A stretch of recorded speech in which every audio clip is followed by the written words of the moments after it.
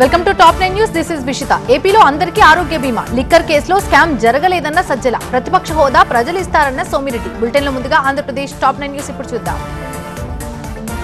రాష్ట్రంలో పౌరులందరికీ ఆరోగ్య బీమా కల్పిస్తూ ఏపీ కేబినెట్ కీలక నిర్ణయం తీసుకుంది. రాష్ట్రంలో యూనివర్సల్ హెల్త్ పాలసీకి మంత్రివర్గం ఆమోదం తెలిపింది. ఆర్థిక పరిస్థితితో సంబంధం లేకుండా అందరికీ హెల్త్ పాలసీ అమలు కానున్నట్టు మంత్రి పార్థసారథి చెప్పారు. భార్గవ్పై వచ్చిన ఆరోపణలు అవాస్తవమంటున్నారు సజ్జల రామకృష్ణారెడ్డి. లిక్కర్ కేసులో అసలు స్కామే లేదంటున్నారు. ఇక అవినీతి ఎక్కడదని ప్రశ్నిస్తున్నారు. లేనిపోని కథలు అల్లుతున్నారన్నారు సజ్జల. జీఎస్టీలో సంస్కరణలు మోదీ దీపావళి కానుక అన్నారు కేంద్ర మంత్రి భూపతిరాజు శ్రీనివాస్ వర్మ. జీఎస్టీని 2 స్లాబులకే పరిమితం చేశారని చెప్పారు. నిత్యావసర వస్తువులు, ఆరోగ్యం, విద్య, బీమా, వ్యవసాయ, విద్యుత్ ఉపకరణాల రేట్లు తగ్గుతాయన్నారు శ్రీనివాస వర్మ. వైసీపీకి ప్రజలే ప్రతిపక్ష హోదా ఇవ్వలేదన్నారు సోమిరెడ్డి. ప్రతిపక్ష హోదా కోసం ఎన్నిసార్లు అడుక్కుంటారని ప్రశ్నించారు. జగన్ ను కలిసేందుకు ప్రజలకి పాస్లు ఇవ్వడం ఏంటన్నారు సోమిరెడ్డి. జగన్ నియంతృత్వానికి పాలనకి ఇది నిదర్శనమని తెలిపారు. అసెంబ్లీకి వచ్చి సమస్యలపై మాట్లాడిన జగన్ ప్రతిపక్ష హోదా అడుగుతున్నారన్నారు టీడీపీ పొలిట్ బ్యూరో సభ్యుడు శ్రీనివాస్ రెడ్డి. వచ్చే ఎన్నికల్లో 11 సీట్లు కూడా రావన్నారు. గుంటూరు జిల్లా తుర్కపాలెంలో పర్యటించారు వైసీపీ నేతలు. మృతుల కుటుంబాలను పరామర్శించారు. అంబటి రాంబాబు, గోపిరెడ్డి శ్రీనివాసరెడ్డి. ఒకే గ్రామంలో ఒకే లక్షణం ఉన్న వ్యాధితో అనేక మంది చనిపోయారన్నారు. దీనిపై ప్రభుత్వం దృష్టి సారించాలన్నారు. తిరుపతి, చిత్తూరులో సిట్ సోదాలు నిర్వహించింది. తిరుపతిలోని చెవిరెడ్డి, చిత్తూరులో విజయానందరెడ్డి ఇళ్లలో తనిఖీలు చేపట్టింది. లిక్కర్ కేసు నిందితులతో సంబంధం ఉన్న వారి ఇళ్లు, ఆఫీసుల్లో తనిఖీలు నిర్వహించింది. సీనియర్ ఐపీఎస్ అధికారి సంజయ్ కస్టడీ ముగిసింది. ఏసీబీ కోర్టుకి తరలించారు అధికారులు. ఫైర్ సేఫ్టీ నిధుల దుర్వినియోగం కేసులో 3 రోజులు విచారించారు. తనకు ఆరోగ్యం సరిగా లేదని, 2 ఏళ్ల క్రితం బైపాస్ సర్జరీ జరిగిందని న్యాయమూర్తికి తెలిపారు సంజయ్. కాణిపాకం వరసిద్ధి వినాయక స్వామికి టీటీడీ తరపున పట్టు వస్త్రాలు సమర్పించారు చైర్మన్ బిఆర్ నాయుడు దంపతులు. చైర్మన్ దంపతులకి ఆలయ ఈవో పెంచల కిషోర్ స్వాగతం పలికారు. తీర్థ ప్రసాదాలు అందజేశారు. కామారెడ్డిలో సీఎం పర్యటన. పంట నష్టంపై కేంద్రానికి నివేదన. కవితకి ఎంట్రీ లేదంటున్న కమలం పార్టీ. తెలంగాణ టాప్ 9 న్యూస్ ఇప్పుడు చూద్దాం. కామారెడ్డి జిల్లాలో పంట నష్టాన్ని పరిశీలించారు CM Revanth Reddy. Aerial survey ద్వారా నష్టాన్ని అంచనా వేశారు. అధైర్యపడొద్దని, అందరినీ ఆదుకుంటామని భరోసానిచ్చారు సీఎం.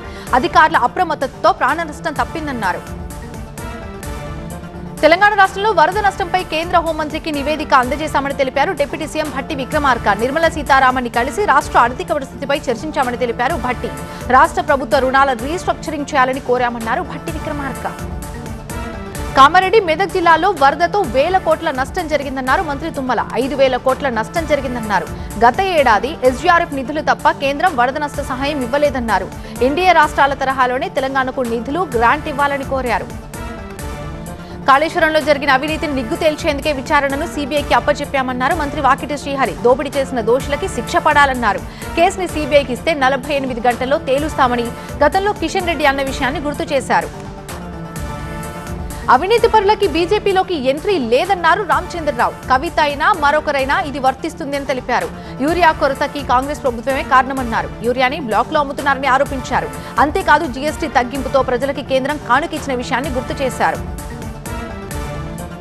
కేసీఆర్, కేటీఆర్ వల్లే బీఆర్ఎస్ నుంచి పలువురు నేతలు బయటకొచ్చారన్నారు కొండా విశ్వేశ్వరరెడ్డి. కవిత చెప్పినట్టు హరీష్ రావు వల్ల పార్టీని వీడలేదంటున్నారు. కంట్రోల్ మొత్తం కేసీఆర్, కేటీఆర్ చేతిలోనే ఉండేదన్నారు. కవిత అవినీతి చేయలేదా అని ప్రశ్నించారు. కవిత తమతో చర్చలు జరపకుండా ఏకపక్షంగా మాట్లాడుతున్నారని ఆరోపించారు. తెలంగాణ జాగృతి ఫౌండర్, ఉపాధ్యక్షుడు రాజీవ్ సాగర్. మీ స్వలాభం చూసుకుంటే జాగృతి నాయకుల పరిస్థితి ఏంటని ప్రశ్నించారు. తాము కేసీఆర్ విన్నంటే ఉంటామని తెలిపారు. మైక్రో బ్రీడ్ బ్రూవరీలకి అనుమతి పేరుతో అమ్మకాలకి రంగం సిద్ధమైందన్నారు శ్రీనివాస్ గౌడ్. చాయ్ షాపుల తరహాలో బీర్లు అమ్మటానికి పర్మిషన్ ఎలా ఇస్తారని ప్రశ్నించారు. కేసీఆర్ ని హరీష్, సంతోష్ కంటికి రెప్పలా చూసుకున్నారని తెలిపారు.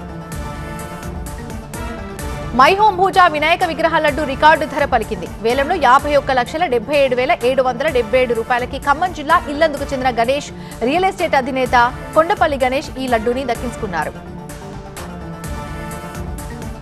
యూరియా దుకాణాన్ని తగలబెట్టిన రైతులు, టీచర్ గా మారిన కలెక్టర్, ఏరియా ఆసుపత్రిలో డాక్టర్ల డుమా. టాప్ 9 పల్లె వార్తలు ఇప్పుడు చూద్దాం. యూరియా సరఫరా లేకపోవడంతో మహబూబాద్ లోని గ్రోమర్ సెంటర్ పై రైతులు దాడి చేశారు. కర్రలతో నిప్పు పెట్టి నిరసన తెలిపారు. గ్రోమర్ బోర్డుని చించేశారు.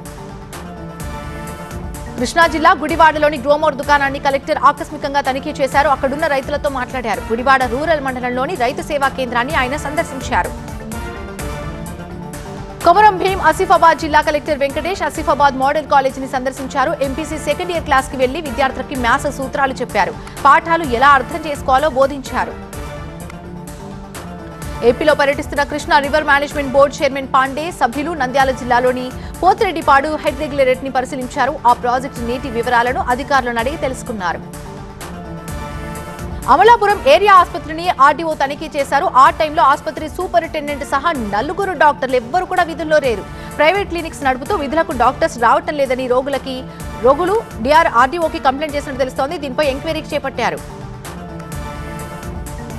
అల్లూరు జిల్లా పాడేరు ఏజెన్సీలో వాగులకి వరద ఉధృతి ఇంకా కొనసాగుతోంది. తుమ్మలపాలెం గ్రామానికి రహదారి సౌకర్యం లేకపోవడంతో గిరిజనులు ఇబ్బందులు పడుతున్నారు. కర్రలను ఎచ్చిన వేసుకుని చెట్ల మీదుగా వాగులు దాటుతున్న దృశ్యాలు మనం చూస్తున్నాం. ఫ్లెక్సీలో అంబేద్కర్ కోనసీమ జిల్లా పేరును మార్చుతున్నటువంటి వ్యవహారాలపై కఠిన చర్యలు తీసుకుంటామని పోలీసులు హెచ్చరించారు. నాయకుల పుట్టినరోజు సందర్భంగా ఏర్పాటు చేసిన ఫ్లెక్సీలు జిల్లాలో కలకలం సృష్టిస్తున్నాయి. భద్రాచలంలో వినాయకుడికి ఒక భక్తుడు విప్ప పూలతో చేసిన భారీ లడ్డు నైవేద్యంగా సమర్పించారు. డ్రై ఫ్రూట్స్ తో కలిపి చేసినటువంటి ఈ లడ్డు దాదాపు 10 కేజీల బరువుంది. పల్లెటూరి జీవన విధానాన్ని ప్రతిబింబించేలా వరంగల్లో ఏర్పాటు చేసిన మండపం అందరినీ ఆకట్టుకుంటోంది. పల్లెటూరి అలవాట్లు కులవృత్తులతో చూపిస్తున్నటువంటి రూపొందించిన ఈ మండపానికి ప్రపంచ పర్యావరణ సంస్థ నుంచి గుర్తింపు లభించింది. అభివృద్ధికి జీఎస్టీ సంస్కరణలు డబుల్ డోస్ అన్న ప్రధాని. భారత్ సింగపూర్ మధ్య ఒప్పందాలు. విదేశీ శక్తుల ముందు భారత్ ను కేంద్రం అమ్మేసిందన్న Mamata Banerjee. National top 9 news ఇప్పుడు చూద్దాం.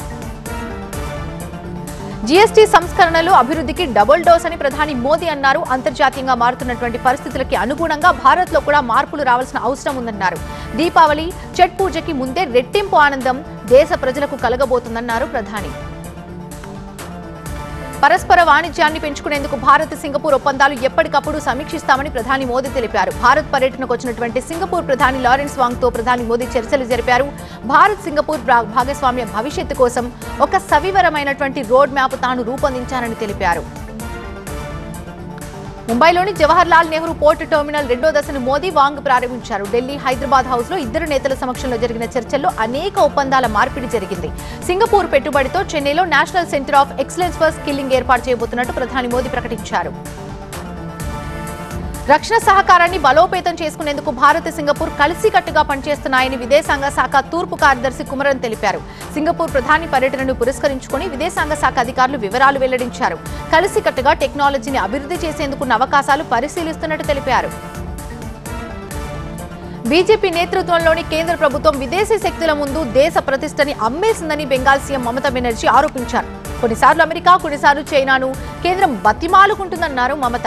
అసెంబ్లీలో ఆమె చేసినటువంటి వ్యాఖ్యలు ఇప్పుడు దుమారాన్ని రేపుతున్నాయి. ఈ క్రమంలో మోదీ దొంగ, బీజేపీ దొంగ అంటూ మమతా బెనర్జీ సభలో మళ్లీ నినాదాలు చేశారు. అసెంబ్లీలో లోపల టీఎంసీ, బీజేపీ ఎమ్మెల్యేల మధ్య ఘర్షణ జరిగింది. అసెంబ్లీ లోపల మార్షల్స్ రంగప్రవేశం చేసి పరిస్థితిని అదుపు చేసే ప్రయత్నం చేశారు. కొంతమంది ఎమ్మెల్యేలు బాటిల్స్ విసరడంతో గొడవ కాస్త ముదిరింది. 2 బీజేపీ ఎమ్మెల్యేల్ని స్పీకర్ సస్పెండ్ చేశారు. ఈ గొడవలో కొంతమంది ఎమ్మెల్యేలకు గాయాలయ్యాయి. వరదలతో అతలాకుతలమైన పంజాబ్ లో కేంద్ర వ్యవసాయ శాఖ మంత్రి శివరాజ్ సింగ్ చౌహాన్ పర్యటించారు. గురుదాస్పూర్ లో ఆయన వరదలో మునిగిపోయిన పంట పొలాల్లోకి వెళ్లి నష్టాన్ని స్వయంగా పరిశీలించారు. అమృత్సర్ లోను వరద ప్రభావిత ప్రాంతాల్లో పర్యటించి రైతులతో మాట్లాడారు. ప్రధాని మోదీ ఆయన దివంగత తల్లిని ఉద్దేశించి కాంగ్రెస్ నేతలు చేసిన వ్యాఖ్యలకి నిరసనగా బీహార్లో బంద్ జరిగింది. ఉదయం 7 గంటల నుంచి మధ్యాహ్నం 12 గంటల వరకు ఈ బంద్ జరిగింది. అనేక చోట్ల రోడ్లపై బైఠాయించి బీజేపీ కార్యకర్తలు నిరసన చేపట్టారు. కాంగ్రెస్ మాజీ అధ్యక్షురాలు సోనియా గాంధీ భారత పౌరసత్వం పొందడానికి ముందే నకిలీ పత్రాలతో ఓటర్గా నమోదు చేసుకున్నారని ఆరోపిస్తూ ఢిల్లీ రౌజ్ అవెన్యూ కోర్టులో క్రిమినల్ కంప్లైంట్ దాఖలైంది. దీనికి సంబంధించిన అడిషనల్ చీఫ్ మెట్రోపాలిటన్ కోర్టులో వాదనలు జరిగాయి. ఈ కేసు విచారణని కోర్టు సెప్టెంబర్ 10 వరకు వాయిదా వేసింది. మొదటి ర్యాంకు నిలబెట్టుకున్న ఐఐటి మద్రాస్. ఢిల్లీలో మ్యాథమెటికల్ సైన్స్ ఎగ్జిబిషన్. బీహార్లో భూటాన్ ఆలయం. మెట్రో టాప్ 9 న్యూస్ ఇప్పుడు చూద్దాం. జాతీయ విద్యా సంస్థల ర్యాంకింగ్ లో అన్ని కేటగిరీస్ లో వరుసగా 7వ సంవత్సరం మద్రాస్ ఐఐటి ప్రథమ స్థానాన్ని నిలబెట్టుకుంది. 2వ స్థానాన్ని బెంగళూరు ఐఐసిసి నిలబెట్టుకుంది. కేంద్ర విద్యాశాఖ మంత్రి ధర్మేంద్ర ప్రధాన్ ఈ డీటెయిల్స్ ని వెల్లడించారు. మ్యాథమెటికల్ సైన్సెస్ పై ఢిల్లీలో ఏర్పాటు చేసిన ఎగ్జిబిషన్ ని విదేశాంగ మంత్రి జయశంకర్ ప్రారంభించారు. ఇందులో పురాతన తాళపత్ర గ్రంథాలు, చరిత్రకి సంబంధించిన విశేషాలను ప్రదర్శించారు. మరాఠాలకు రిజర్వేషన్ల కోటా విషయంలో మోసం జరిగితే వచ్చే ఎన్నికల్లో అధికార పార్టీని మట్టి కరిపిస్తామని ఉద్యమకారుడు జరాంగే హెచ్చరించారు. మంగళవారం తన నిరవధిక దీక్ష విరమించినటువంటి జరాంగే ప్రస్తుతం శంభాజీనగర్ ఆసుపత్రిలో ట్రీట్మెంట్ తీసుకుంటున్నారు. బీహార్లోని రాజ్గిర్లో నిర్మించిన భూటాన్ ఆలయాన్ని భూటాన్ ప్రధాని దాసా డోబ్కే ప్రారంభించారు. ఈ ఆలయం నిర్మించే అవకాశం కల్పించిన భారత ప్రభుత్వానికి ఆయన కృతజ్ఞతలు తెలిపారు. ప్రాచీన విద్యా కేంద్రంగా విలసిల్లినటువంటి నలంద స్ఫూర్తి మరింత విస్తరించాలని డోబ్కే పిలుపునిచ్చారు. రాంచీలోని Ranchi institute of neuro psychiatry and allied sciences 100 ఏళ్లు పూర్తయిన సందర్భంగా ప్రత్యేక పోస్టల్ స్టాంపు విడుదల చేశారు. ఈ కార్యక్రమంలో జార్ఖండ్ సీఎం హేమంత్ సోరెన్, కేంద్ర మంత్రి సంజయ్ సేత్ కూడా పాల్గొన్నారు. ఢిల్లీ హైకోర్టు మొబైల్ యాప్ ని ఢిల్లీ ముఖ్యమంత్రి రేఖా గుప్తా ప్రారంభించారు. న్యాయస్థానాలు, ట్రిబ్యునల్స్ కి సంబంధించి ఈ ఆఫీస్ కూడా పైలట్ ప్రాజెక్టులు ఇందులో ఉన్నాయి. ఓణం సందర్భంగా డ్రగ్స్ పై అవగాహన కల్పించేందుకు కేరళ త్రిశూర్లో భారీ పూల కార్పొరేట్ ఏర్పాటు చేశారు. ఇందులో నగరంలోని అన్ని పోలీస్ స్టేషన్ల సిబ్బందితో పాటు పోలీస్ వాలంటీర్లు సైతం పాల్గొన్నారు. ఓణం పండుగ సందర్భంగా తమిళనాడు తూత్తుకూడిలో పవర్ బోట్లు నడిపే మత్స్యకారులు 2 రోజుల పాటు చేపల వేట నిలిపేశారు. తూత్తుకూడిలో పట్టే చేపలు చాలా వరకు కేరళ వ్యాపారులే కొనుగోలు చేస్తారు. యాప్ ద్వారా డ్రగ్స్ విక్రయం, ఏసీబీకి చిక్కిన మత్స్యకార అధికారి, పురాతన నాణాల పేరుతో మోసం. క్రైమ్ టాప్ 9 న్యూస్ ఇప్పుడు చూద్దాం. యాప్ ద్వారా డ్రగ్స్ అమ్ముతున్న ఇద్దరిని హైదరాబాద్ లో పోలీసులు అరెస్ట్ చేశారు. బెంగళూరులో ఒక నైజీరియన్ దగ్గర వీటిని కొని హైదరాబాద్ కు తెచ్చి అమ్ముతున్నట్టుగా పోలీసులు గుర్తించారు. నైజీరియన్ ని కూడా పోలీసులు అదుపులోకి తీసుకుని విచారిస్తున్నారు. మత్స్యకారుల సొసైటీ లిస్టులో పేరు చేర్చేందుకు లంచం డిమాండ్ చేసిన నల్లగొండ జిల్లా ఫిషరీస్ విభాగం అసిస్టెంట్ డైరెక్టర్ చరిత ఏసీబీకి చిక్కారు. పేరు చేర్చేందుకు ఆమె 70,000 రూపాయలు డిమాండ్ చేశారు. లంచంగా తీసుకున్న 20,000 రూపాయలతో ఆమెను రెడ్ హ్యాండెడ్ గా పట్టుకున్నారు. కర్నూలు జిల్లా వెల్దుర్తిలో క్షుద్ర పూజల కలకలం చోటు చేసుకుంది. ఒక ఆర్ఎంపీ క్లినిక్ ముందు కుంకుమ, కోడిగుడ్లు, నిమ్మకాయలు కనిపించడంతో జనాలు భయాందోళనకు గురయ్యారు. ప్రాచీన అరుదైన పురాతన వస్తువులు, నాణాలకు మార్కెట్లో కోట్ల రూపాయల విలువ ఉంటుందని నమ్మబలుకుతూ వాటిని అమ్ముతున్న 5గురిని కాకినాడ పోలీసులు అరెస్ట్ చేశారు. వీరి నుంచి 6 పురాతన నాణాలు, 4 నకిలీ ధృవపత్రాలు స్వాధీనం చేసుకున్నారు. సత్యసాయి జిల్లా మడకసిరిలో కర్ణాటక ఆర్టీసీ బస్సుకు ప్రమాదం తప్పింది. పెట్రోల్ బంకు మలుపు దగ్గర బస్సు బ్రేక్ ఫెయిల్ కావడంతో అదుపు తప్పి పొలాల్లోకి దూసుకెళ్లింది. పావగడ నుంచి బెంగళూరుకు వెళ్తున్న ఈ బస్సులో 40 మంది ప్రయాణికులున్నారు. మధ్యమతిలో స్కూల్కు వచ్చి క్లాస్లోనే పడుకున్న టీచర్ని కొమరంభీం జిల్లా అధికారులు సస్పెండ్ చేశారు. జైనూర్ మండలం సుబ్దూర్పల్లి ఆశ్రమ ఉన్నత పాఠశాలలో విలాసని ఉపాధ్యాయుడు విద్యార్థుల తల్లిదండ్రులు ఉపాధ్యాయుడిపై ఆగ్రహం వ్యక్తం చేస్తున్నారు. అంతేకాదు ఈ విషయాన్ని అధికారుల దృష్టికి తీసుకెళ్లారు. ఉపాధ్యాయుడు తాగి స్కూల్కు రావడం నేరంగా భావిస్తున్నారు. సత్యసాయి జిల్లా కదిరి మండలం కాలసముద్రం సమీపంలో మంటలు వ్యాపించి ఒక లారీ తగలబడిపోయింది. ఈ లారీలో ఉన్నటువంటి ఫ్లైవుడ్ మంటలకి కాలి బూడిదైపోయింది. ఈ ప్రమాదంలో లారీ డ్రైవర్ స్వల్ప గాయాలతో బయటపడ్డాడు. ఒంటరిగా ఉండే మహిళలను ఇల్లు అద్దెకు కావాలని నమ్మించి బంగారం, వెండి వస్తువులు కాజేస్తున్న మహిళా గొందలని కృష్ణా జిల్లా పోలీసులు పట్టుకున్నారు. అమ్మమ్మ, నానమ్మతో కలిసి మాధురి దొంగతనం చేస్తున్నట్టుగా పోలీసులు గుర్తించారు. వీరి దగ్గర నుంచి 106 గ్రాముల బంగారం, 326 గ్రాముల వెండి, 2 పట్టు చీరలు దొంగలించినట్టుగా తెలుస్తోంది. పెళ్లి కోసం నకిలీ సైనికాధికారిగా మారినటువంటి యువకుడిని ఢిల్లీ పోలీసులు అరెస్ట్ చేశారు. పెళ్లి చేసుకుంటానని చెప్పి ఒక మహిళ నుంచి ఇతను 70,000 రూపాయలు తీసుకున్నట్టుగా పోలీసులు తెలిపారు. అతని నుంచి ఆర్మీ లెఫ్టినెంట్ యూనిఫామ్, అలాగే నకిలీ ఐడి కార్డ్, ఒక అపాయింట్మెంట్ లెటర్ సైతం స్వాధీనం చేసుకున్నారు. రెండో రోజు స్టాక్ మార్కెట్లో లాభాలు. బొగ్గు, లిగ్నైట్ మైనులకి స్టార్ రేటింగ్ అవార్డ్స్. ఇండియా మార్కెట్లోకి New Zealand premiums apples. Business top 9 news ఇప్పుడు చూద్దాం. జీఎస్టీ సంస్కరణలు స్టాక్ మార్కెట్లో వరుసగా రెండో రోజు ఉత్సాహం నింపినా అది చివరి వరకు కొనసాగలేకపోయింది. హెవీ వెయిట్స్ లో అమ్మకాలు జరగడంతో సెన్సెక్స్ 150 పాయింట్లు, నిఫ్టీ 19 పాయింట్ల లాభాన్ని నమోదు చేశాయి. బంగారం ధర స్వల్పంగా తగ్గింది. 24 క్యారెట్ల బంగారం 10 గ్రాముల ధర 110 రూపాయలు తగ్గి 1,06,860 రూపాయలకు చేరింది. ఇక 22 క్యారెట్ల బంగారం 10 గ్రాముల ధర 97,950 రూపాయలు పలుకుతోంది. ఫారెక్స్ మార్కెట్లో రూపాయి ఒడిదుడుకులకి లోనైంది. దేశీయ మార్కెట్లో జీఎస్టీ సంస్కరణలు నింపిన ఉత్సాహం రూపాయి క్షీణతను కాస్త అడ్డుకట్ట వేసింది. నిన్నటి ముగింపుతో పోల్చితే డాలర్ విలువతో 12 పైసలు తగ్గి 88.14 దగ్గర రూపాయి చేరింది.